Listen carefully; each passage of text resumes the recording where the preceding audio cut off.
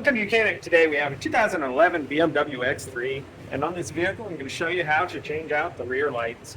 So we have our reverse light bulb here, parking light slash clearance light, right in here. We have over here our turn indicator and our brake light. Those are the light bulbs that we have back here to replace. This one, you remove the whole assembly. This one here, the two lights in here are very easy to replace. So to start with, we just need to raise our hatch and raise it up.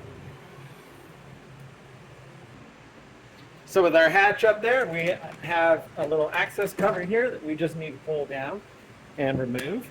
And then with that removed, reaching up right in here, we have where these electric lines go in. We have a tab here that we just need to squeeze and pull to bring it out. And then when we have it like that, we can go ahead and remove the lights. And this is your reverse light bulb, and that just pulls straight out. And that is a 921. So we just get a new 921 bulb to be able to replace that if needs be. And we literally just line it up and install it like that.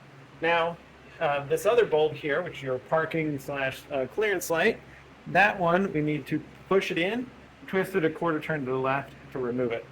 And then we would get a new one of these bulbs to replace it. And this bulb is a 64136 bulb. And so that's the one that you would get for this to be able to replace this bulb. And so then you take the light there, and it has two little notches on it to install it in.